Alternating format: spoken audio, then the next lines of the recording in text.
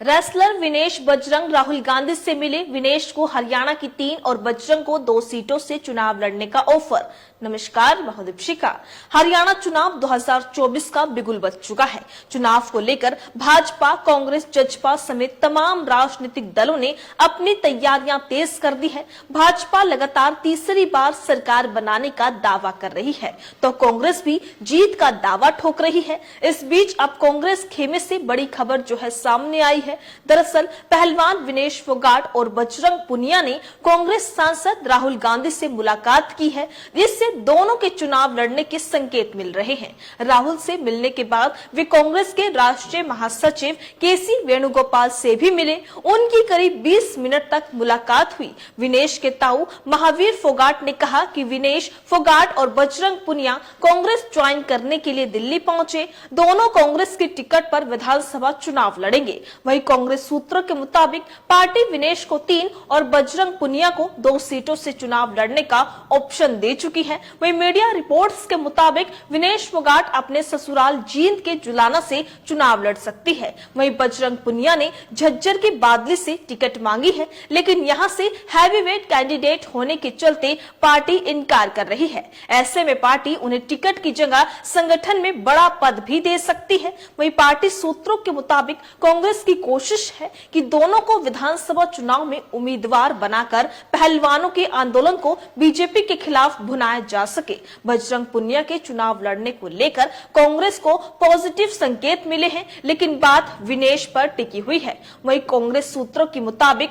विनेश फोगाट को जिन 3 सीटों का ऑफर दिया गया है, उसमें पहली 2 सीटें चरखी दादरी की दादरी और भांडड़ा है। वे इसी जिले के बलाली गांव की रहने वाली है। विनेश अगर दादरी से हामी भरेंगी तो उनका मुकाबला चचेरी बहन दंगल गर्ल बबीता फोगाट से हो सकता है। बबीता यहां से 2019 में बीजेपी के टिकट पर चुनाव लड़ी थी, लेकिन हार गई। इस बार वे टिकट की दावेदार है। विनेश को तीसरा ऑप्शन जींद की जुलाना सीट का दिया गया है। वहीं कांग्रेस सूत्रों के मुताबिक बजरंग पुनिया को भी 2 सीटों का ऑफर दिया गया है। बजरंग सोनीपत से चुनाव लड़ने के इच्छुक है, लेकिन यहां से कांग्रेस मौजूदा विधायक सुरेंद्र पवार को ही टिकट देना चाहती है। पवार अभी ईडी केस में जेल में बंद है। वे चुनाव ना लड़े तो उनके बेटे या बहू को टिकट मिल सकता है। वहीं कांग्रेस उनका टिकट काटकर ये संकेत नहीं देना चाहती कि मुसीबत के वक्त नेता का साथ छोड़ दिया। बजरंग ने झज्जर की बादली सीट से भी दिलचस्पी दिखाई है, लेकिन यहां से कांग्रेस को मौजूदा विधायक कुलदीप वत्स का टिकट काटना पड़ेगा। वत्स बड़ा ब्राह्मण चेहरा है, इसलिए कांग्रेस अगर उनका टिकट काटती है तो ब्राह्मण वोट बैंक नाराज हो सकता है। वहीं बजरंग को कांग्रेस की तरफ से बहादुरगढ़ और भिवानी का ऑप्शन दिया गया है। ये दोनों जाट बाहुल्य सीट है।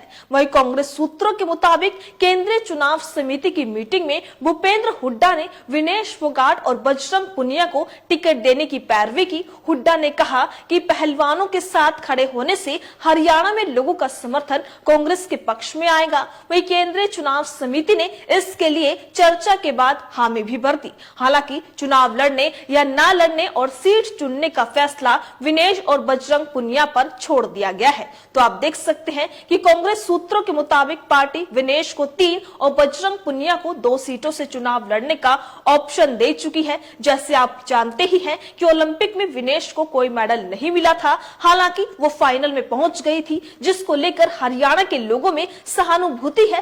क्या इन सब का असर होगा बजरंग पुनिया विनेश फोगाट को लेकर? क्या लाभ चुनावों में होता हुआ दिखाई देगा या नहीं? आपको क्या लगता है? अपनी राय कमेंट बॉक्स में लिखकर हमें जरूर बताइएगा। इसी तरीके से देश और दुनिया से जुड़ी हर छोटी से बड़ी अपडेट के लिए FBN यानी फ्रंटलाइन ब्रेकिंग न्यूज के साथ बने रहिएगा। धन्यवाद।